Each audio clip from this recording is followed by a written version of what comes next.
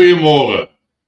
Dit is donderdagoggend, 13 November 2025 en ek groet julle oude gewoonte hier vanaf die walle van die Groot Rivier.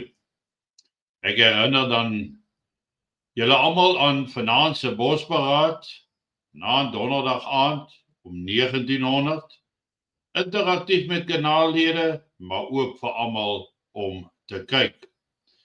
Neem dan ook kennis dat ons sommer 'n wye klomp lastige vrae gaan aanspreek en ons gaan net lekker openlik oor 'n klomp dinge in vandag se lewe oorgesels. Dit wat in Suid-Afrika aan die gang is, los internasionale sake waarna ons kan kyk, maar veral dink ek op die fokus van window dressing. Window dressing, die beleid van die ANC om internasionale besoekers natuurlik in Suid-Afrika te probeer beïnvloed. Ons sal ook kyk na die G20 beraad, die afwesigheid van sekere wêreldleiers, wat daar al minder en minder gewig aan hierdie spesifieke G20 beraad gegee sal word. 'n Baie interessante ding die afgelope klompie weke, maar dit kom al vir baie langer as dit aan, maar is hierdie groeiende rasisme wat ons op die sosiale netwerk soos Twitter, dis nou X en so meer ondervind. Al hoe meer beskuldigings wat rondvlieg, van die een doen dit, daardie een doen dat. En ek wil net hierdie foto met julle deel van 'n Suid-Afrikaanse medic wat hierdie Mosambiker dra. En hierdie foto is geneem tydens die vloede van 2000 of dalk selfs vroeër wat dit geneem is, waar hierdie medic hierdie beseerde na veiligheid dra. Nou dit was nie iets vreemds in die jare toe ek in die weermag was nie. Ons het dit baie dikwels gesien. Maar vandag moet ons net hoor hoe sleg was die weermag, hoe sleg was die soldate.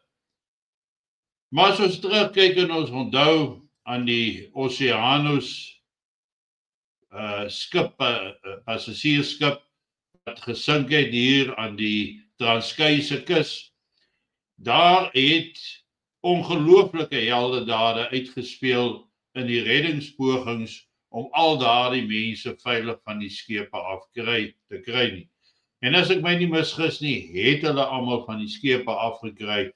En selfs van die vlootlede wat gehelp het met hierdie reddingspoging, het Honoris Cruxe vir hulle dapperheid in daardie reddingspoging verwerf. En dan natuurlik die vloede in Mosambiek. En dan later sien 'n mens die vloede in Natal.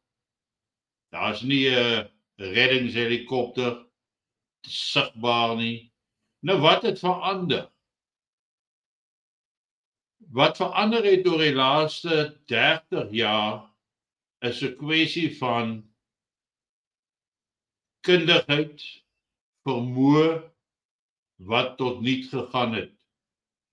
Hierdie hele toepassing van BEE ook in die magte, waar geen senior pos eintlik gehou mag word nie, waar alle beheer in die hande van die kaders van die ANC geplaas is, met enkele uitsonderings, maar grotendeels al die verval, die tot niet gaan van vermoëns, het daartoe gelei dat hierdie eens magtige SA weermag, wat met soveel trots internasionaal reddingsoperasies kon uitvoer,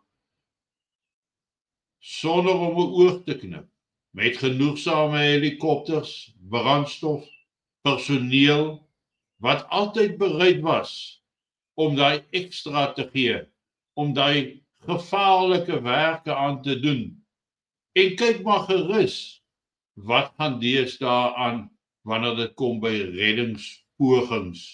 Wie is die mense wat daar is wanneer daar reddingspogings moet uitgevoer word? Dis juist die deel van die bevolking wat nou die minste geag word en wat doelbewus uit die samelewing uitgeskuif moet word volgens ANC beleid.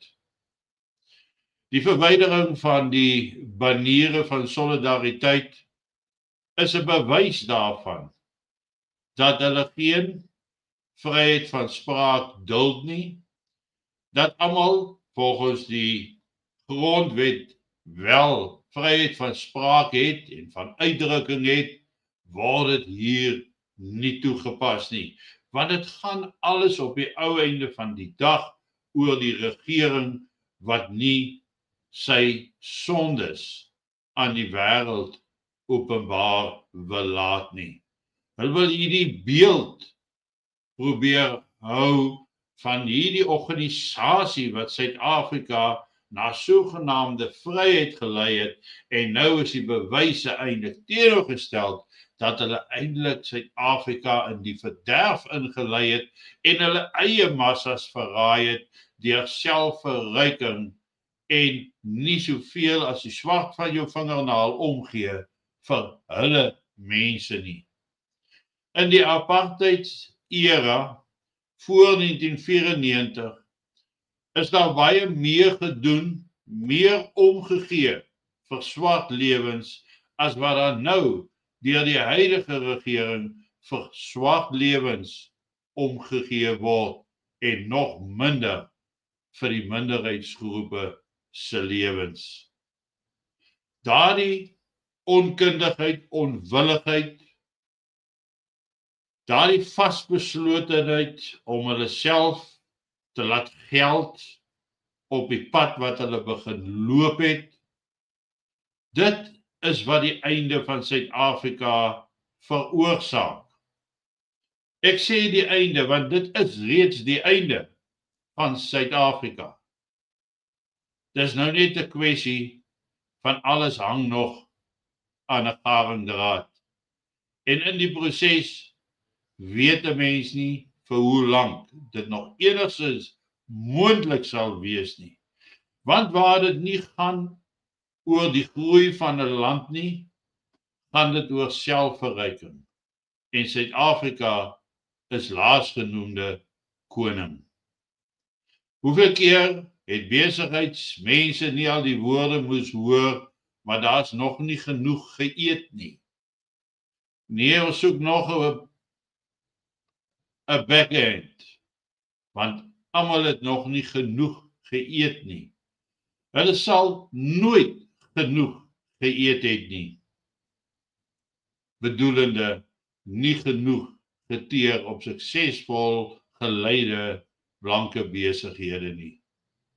En ja, ten spyte van dit alles, met die stryery tussen die minderhede tans, oor wie is Afrikaner, wie is nie, en wie is die werklike verteenwoordigers en wie nie, irrelevant daartoe, dui dit vir ons net dat 'n baie klein persentasie van ons volk, ons mense, glo en dink aan dieselfde waardesisteme as waaraan ons glo en dink, en dat enigiets meer aanvaarbaar is, solank hulle net kan besigheid doen, geld maak en nie op gefokus negatief gesien gedoen word nie.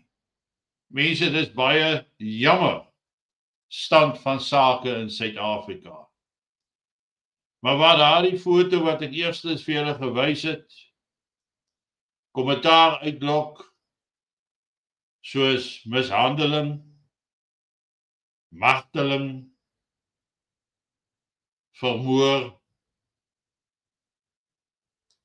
word die teendeel nooit aangespreek.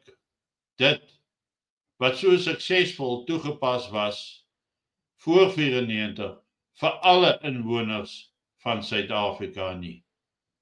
As meer skole gebou, hospitale gebou, paaie infrastruktuur verbeter, daar was 'n baie groter begroting vir swart onderwys as vir blanke onderwys.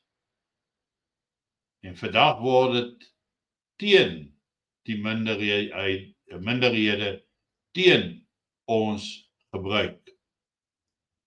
Dink daaroor. Want ek dink dis belangrik, soos wat solidariteit en AfriForum meer uitgesproke raak tans, Ernst Roets en van hierdie organisasies en dinge aan die lig bring, dink ek dis tyd dat meer en meer mense wat konservatief en behoudend is soos ons kragte moet saamsnoer. Want dit wat voor lê, gaan nie makliker word nie.